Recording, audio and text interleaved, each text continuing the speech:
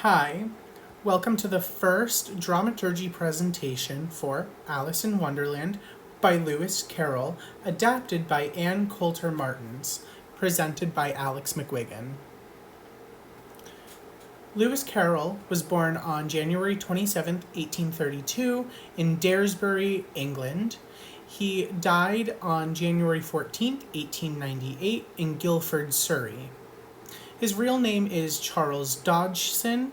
He is named after his father, but all of his rhymes and poems and his stories are published under the name Lewis Carroll. The name Lewis Carroll has an unknown origin.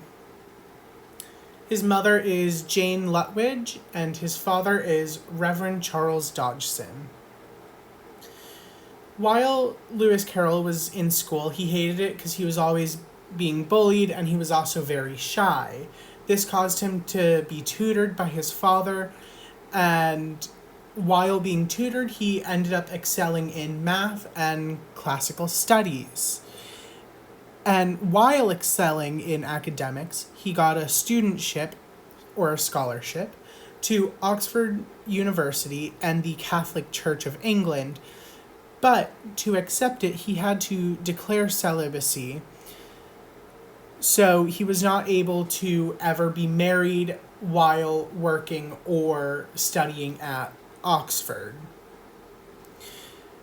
While he was at Oxford, he met Alice Liddell, her sisters, and her cat.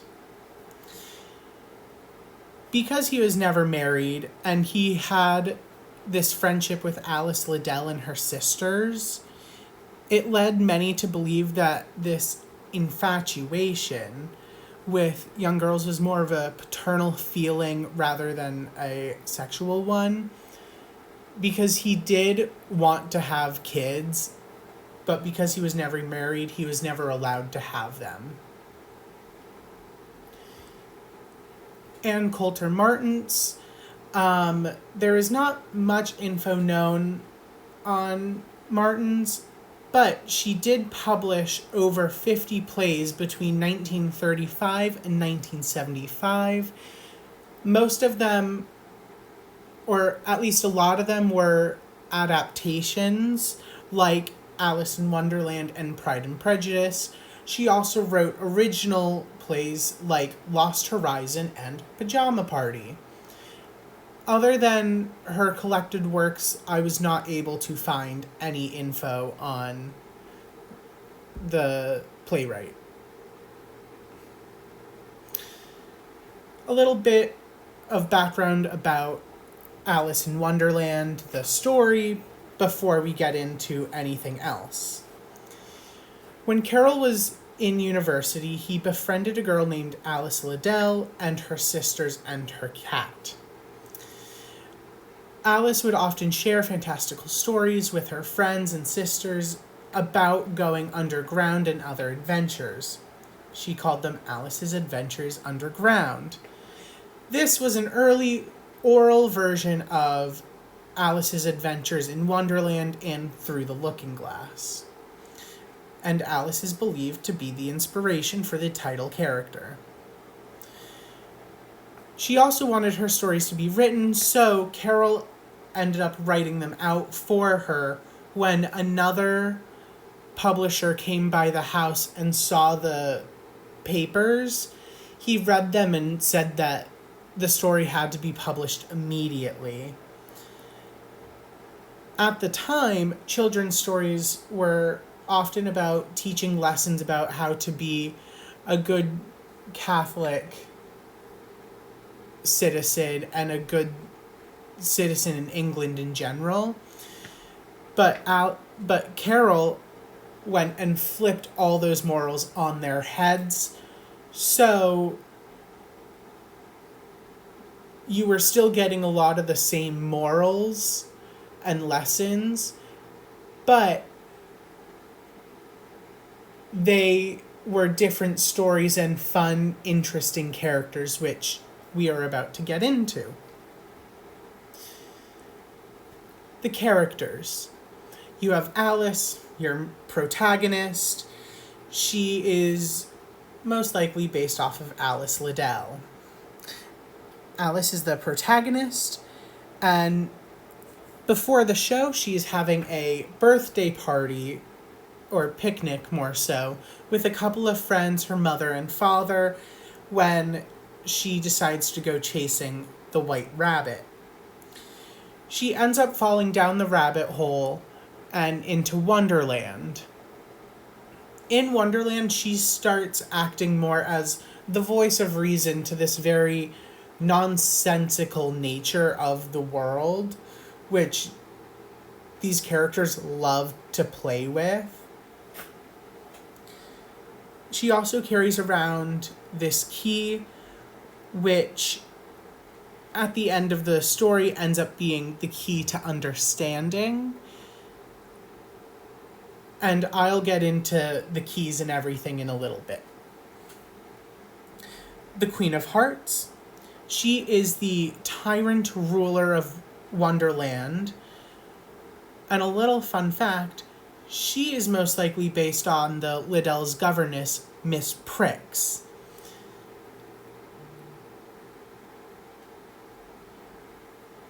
The Queen of Hearts often uses fear and violence to rule through the land, and in that way, she also tries to be the biggest person in the room, whether that be literally or physically. Literally or figuratively.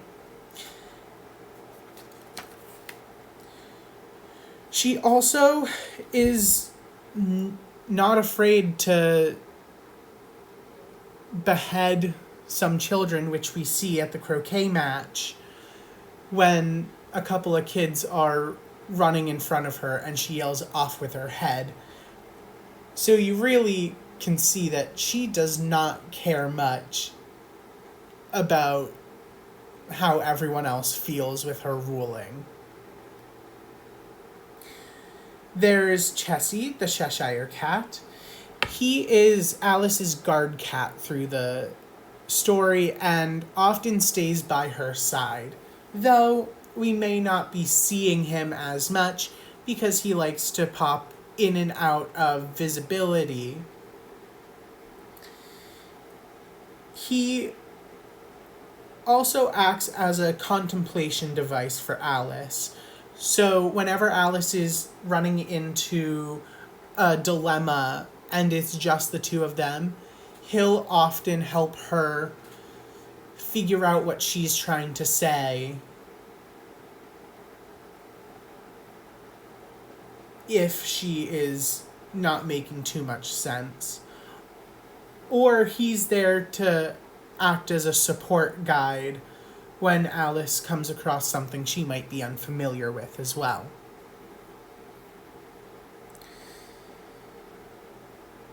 We have the Mad Hatter, who loves to correct Alice on what she means when she speaks. He also loves to speak in riddles. Alice would often say something, and the Mad Hatter would then go and immediately rebuke what she just said. And it ended up causing her some distress at the Mad Tea Party.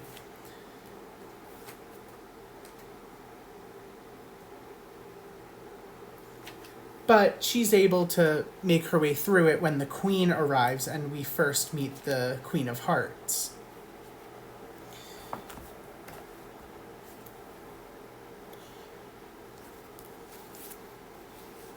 There's the Caterpillar. He loves the knowledge of who someone is, often asking, "Who are you?" He also likes to smoke out of his hookah and create letters and words out of the smoke while speaking. He often questions people about who they are on a deeper level than just the name and what they look like. And he also talks about how your feelings can change minute to minute, and that is okay.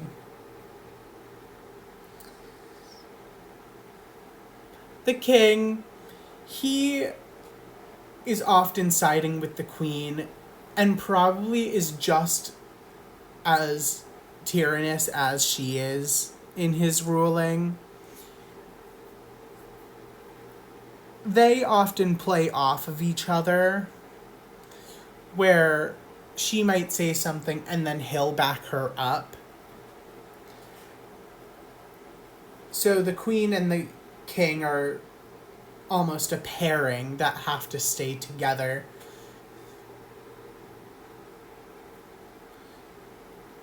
As they represent injustice in this world.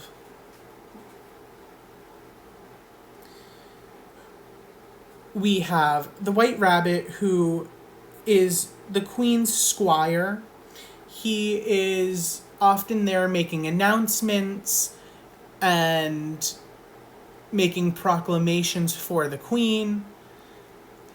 He also has anxiety about timing and often being late. Then there's the executioner to round out our main cast.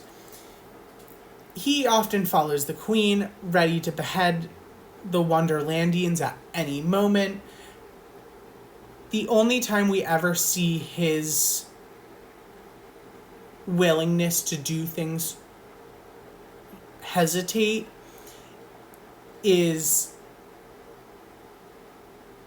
with the children during the croquet match. He doesn't do anything and just lets the kids go. So he is a bit more level-headed than the queen and the king, often acting as a balance for them. Now, moving on, we have our ensemble characters that come in. These characters are a bit more unknown or strange, as you can see here. First, I would like to start with Tweedledee and Tweedledum. They are often contradicting themselves, and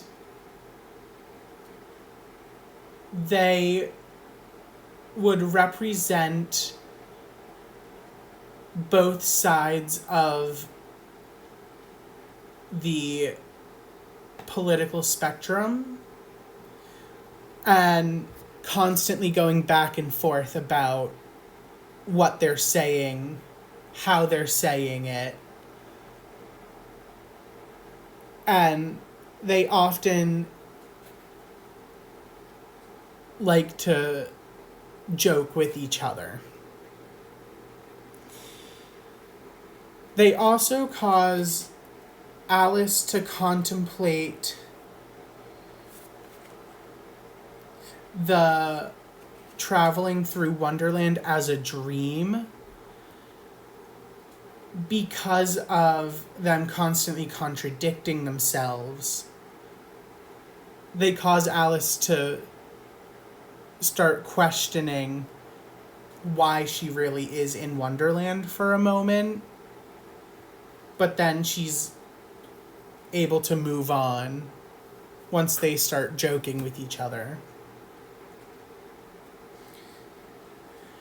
There's Humpty Dumpty, who likes to sit on his wall. It is just like the rhyme you know about Humpty Dumpty on his wall. And then he falls and all the king's men and all the king's horses come and put him back together again. They play with that in this moment, and they show him falling and cracking from laughing. He is full of false promises because he keeps saying that the king's men and the king's horses are going to come and save him. But when he falls, no one really comes and saves him. It's just the scene change that happens. So you're left to believe that he's just in front of the wall, cracked forever.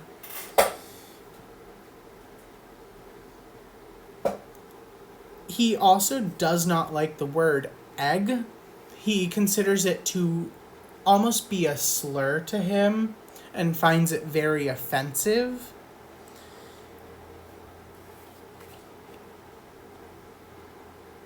He's also very stubborn. We have the cook, who is hired by the Duchess, and we can actually see the cook and the Duchess here in the middle.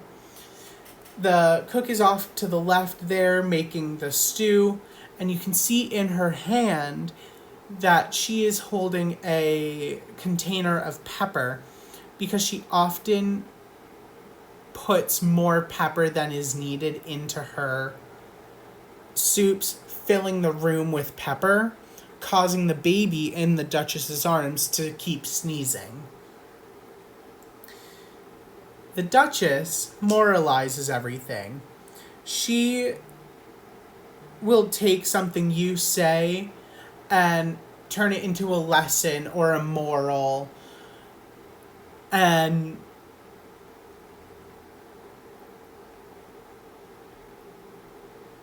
she tries to make you realize what you're doing, maybe in not the best effective way. Also, the baby is revealed to be a pig, a baby pig, and not an actual baby. We have the Dormouse, who should usually be up in this photo, up in the top left, with the Mad Hatter, the March Hare, and Alice. But you cannot see it due to the drawing style. But the Dormouse is often sleepy, and so she's usually coming in and out of scenes, picking up the tail ends of sentences or thoughts. She also, being sleepy, she's not the most aware of her surroundings. So when the Queen does show up to the Mad Tea Party, she starts singing Twinkle Twinkle Little Star because of how tired she is. The Dormouse also loves to tell stories and usually will have one ready to go if you ask for a story. But you tend to have to keep her awake to hear the story. There's the March Hare. He and the Mad Hatter tend to play off of each other, almost similarly to Tweedledum and Tweedledee. The Mad Hatter might set up a joke and then the March Hare will finish it, or vice versa. They also both criticize Alice and try and make sure she is saying exactly what she means and not some other way around what she's trying to say. We have the Knave, who, spoiler alert, ends up stealing the cherry tart from the Queen during the croquet match. And this is what causes Alice to be accused of stealing the tart, when in reality it was the Knave. We have the Mock Turtle, which in this bottom right image here, you can see him with the ox tail and legs, the turtle arms and the pig head. The Mock Turtle is an old fellow with many, many songs and stories. He also likes to play with words like a lot of these creatures do. One example is when he and Alice are talking about the turtle being in school, they had a master called the Tortoise. Alice asks him why they called him a tortoise if he wasn't one. And Turtle says, "We called him Tortoise because he taught us. Really, you are very dull." So they took the word tortoise and turned it into he taught us. Another example of this wordplay is with the Gryphon and the turtle. They're talking about lessons and how each day the lessons would get shorter and shorter. Alice says, "What a curious plan," and Gryphon says, "That's the reason they're called lessons, because they lessen from day to day." Those are just two examples of all the wordplay that happens between just those two characters. The Gryphon, who is this green winged creature you see here, is very similar to the Mock Turtle. He's also an older fellow who loves wordplay. They also both like to sing and dance. Moving on to the final ensemble character we have is the courtier.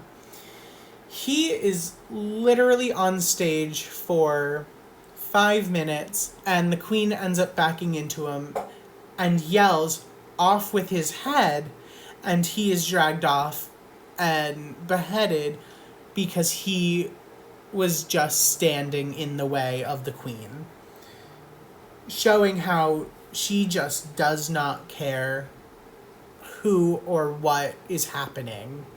She will behead anyone who's in her way. Moving on to the keys of life. Finally, now we can understand what these keys are. These keys are critical thinking skills that we gain as we move through life and grow as human beings. They can include, but are not limited to, love, understanding, which we see in the show, questioning, open-mindedness, communication, etc. These keys will open critical thinking doors for people at different points in their lives.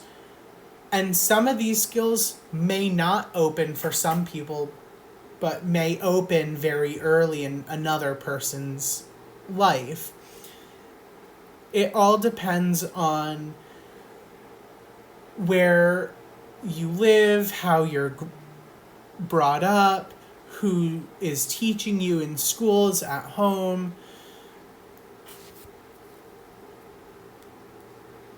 So through the show, Alice is using this key to open these literal doors through Wonderland.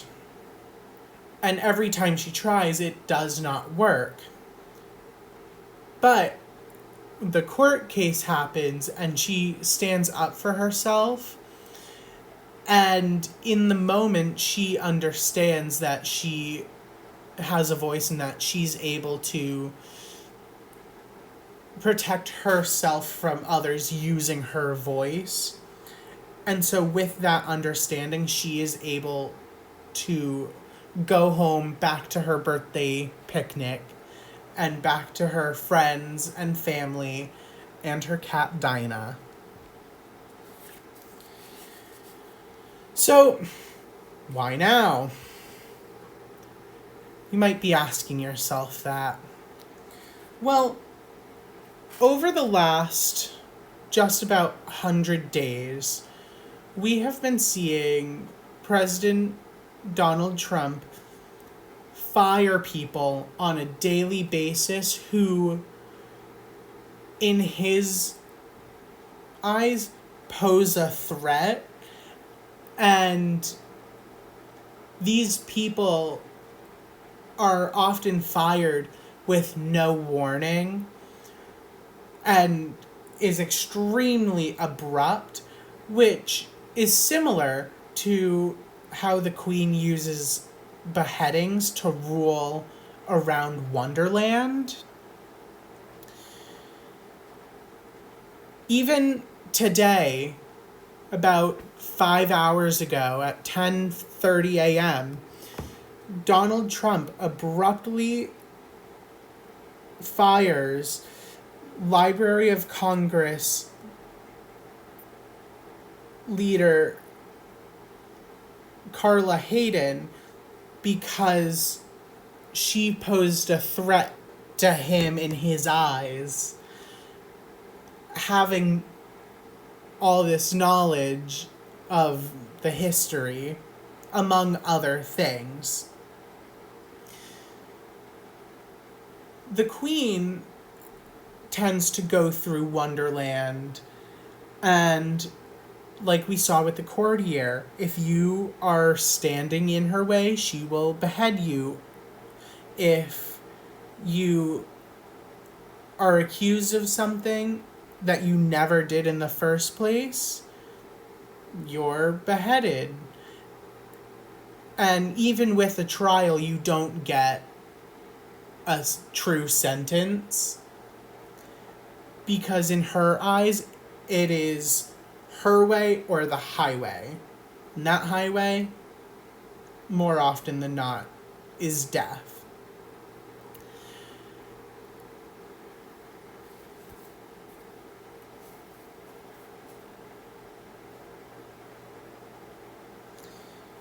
But Alice, she is the one who comes along and is able to topple that fear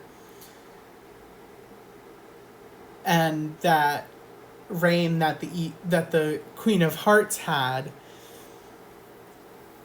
by showing the Wonderlandians that if they stand up for themselves, they can overcome anything, and that they all have a voice to make their own opinions about who is leading and how they should lead, which is so important for us to remember, especially now with Donald Trump firing people, deporting families and children, and we need to stand up against this evil that is in power. And Alice is a good reminder that we all have a voice. If we all stand together, we can do something about what is happening in this world.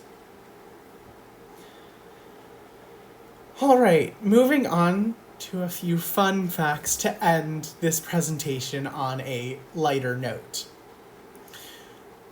When the story was first published, it came with mixed to mostly negative reviews for the nonsensical nature of the story, for morals that are being flipped on their head and that supposedly don't make any sense. But the story resonated with the children for that exact reason, because of its nonsensical nature and its strange characters and its fun storytelling. children fell in love with the story, and it has become a household name ever since. But you can see that there's a trend with every mainstream version of Alice in Wonderland that has been adapted into a main stage or a film or a TV show has come with lots of mixed to negative reviews as well, because they don't convey the story properly. It's not the nonsensical nature of the story or anything. It's because each film has failed to capture the heart of the original film, the original story, excuse me. 3 of the more well-known adaptations of Alice in Wonderland are Disney's adaptation animated film in 1951, Disney's film with Tim Burton in 2010, which rewrote the ending and added a whole new layer to the world. It also came out with a sequel with Alice Through the Looking Glass in 2016 with the same cast and crew as the original film, plus a few extras. And in 2013, Frank Wildhorn, who wrote the musical Bonnie and Clyde, among others, wrote a bit more of a modernized story of Alice in Wonderland, simply called Wonderland, where Alice is a mother and the Mad Hatter, who is the antagonist in that story, ends up stealing Alice's daughter. So Alice has to pretty much go to the basement of her building to save her daughter from the Mad Hatter, not the evil queen.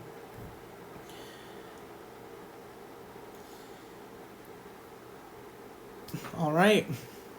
Thank you so much for coming to my dramaturgy presentation.